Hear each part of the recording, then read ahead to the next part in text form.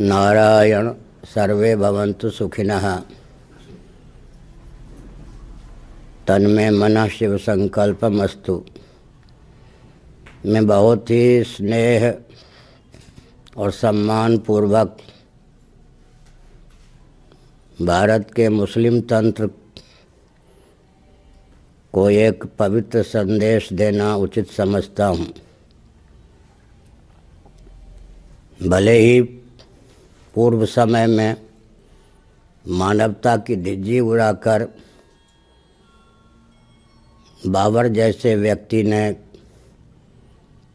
उन्मादपूर्ण ढंग से शासन किया हो, सनातन प्रशस्त मानबिंदुओं को विकृत और विध्वंस किया हो,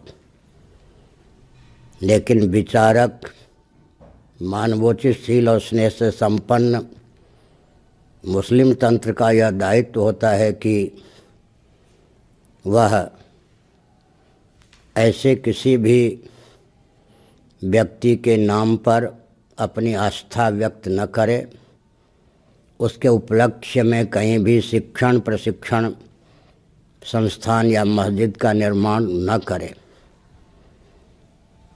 हमारे यहाँ उदाहरण है, वेन का अनुगमन पृथु जी ने नहीं किया,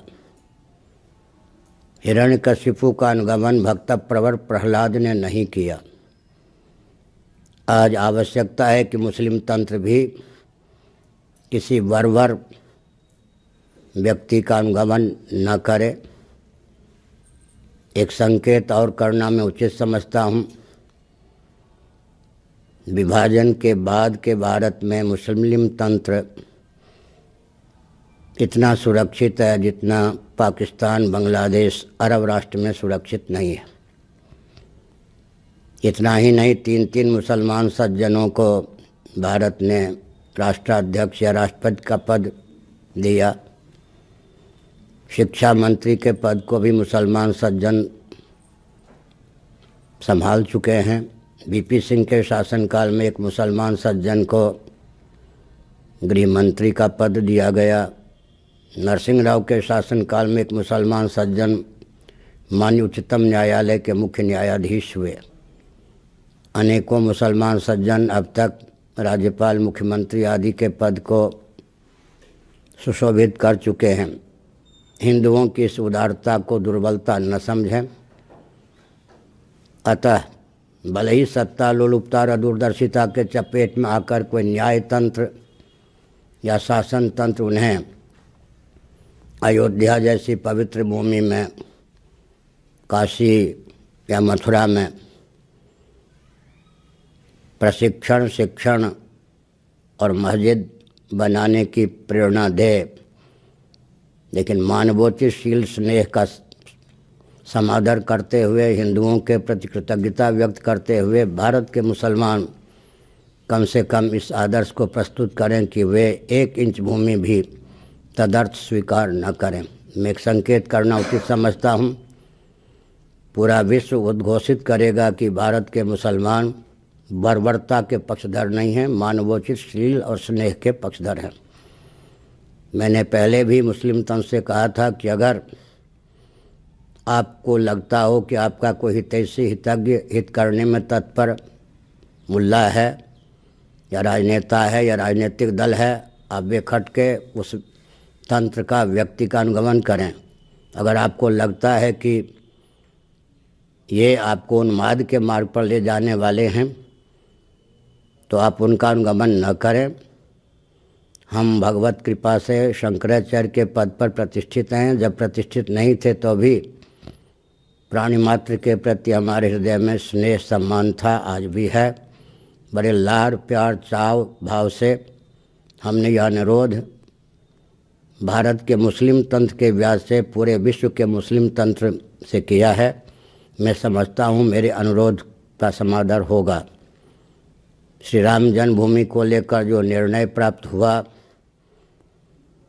वह निर्णय हमारे लिए शूल का काम कर रहा है। विदित होना चाहिए कि मनुनिर्मित अयोध्या मनुपुत्र इक्ष्वाकु ने, जिसे विश्व की प्रथम राजधानी का रूप प्रदान किया, जहाँ भगवान श्री रामभद्र का अवतार हुआ, वह अब किसी और ढंग से ख्यापित न हो, इतना संकेत पर्याप्त है। साथ ही साथ मैं एक संकेत करना उचित समझता हूँ कि भारत में बहुत से मुसलमान सज्जन हैं जो इस बात को जानते और मानते हैं कि उनके पूर्वज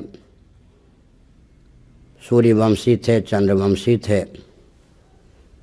उच्चतम न्यायालय के न्यायाधीश ने जब पूछ दिया कि क्या राम ऐतिहासिक व्यक्ति रहे हैं तो उनका वंश चला, सैकड़ों मुस्लिम सज्जनों ने डंके की चोट से कहा कि भगवान राम के लाडले लाल लवकुश की परंपरा में हम उत्पन्न हुए हैं।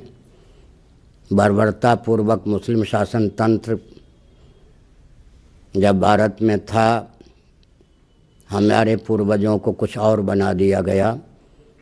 ऐसी स्थिति में मैं एक संकेत कर चुका हूँ, इसका अनुपालन होना चाहिए।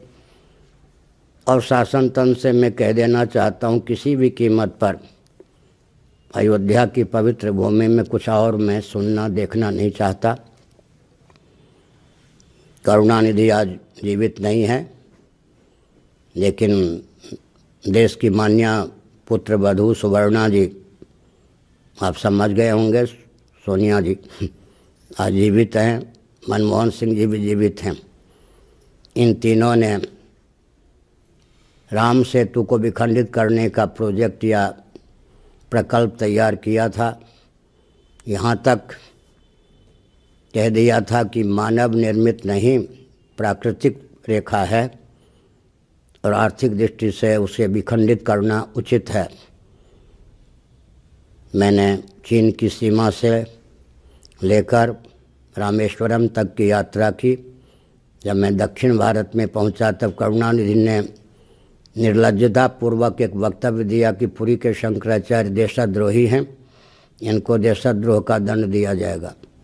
उनकी पार्टी का टी.एन. बालू ने कहा था, राम सेतु तो नहीं, लेकिन उस सेतु के विखंडन का जो विरोध करेगा वो राष्ट्रद्रोही सिद्ध होगा। अब एक विचित्र बात है कि राष्ट्रद्रोह का काम करने वाले राष्ट्रभक्त और राष्ट्रभक्ति का परिचय देने वाले राष्ट्रद्रोही, तो हम कैसे माने कि मानवोचिशील की सीमा में भारत स्वतंत्र देश है।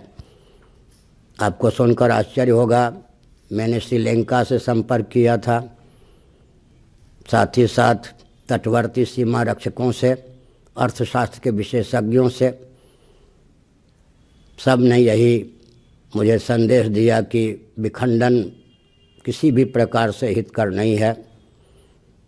और एक विचित्र बात है कि सेतु जब तक है तभी तक श्री रामभद्र के द्वारा प्रतिष्ठित शिवलिंग भी है और रामेश्वरम भी है, ये सुनिश्चित तथ्य है।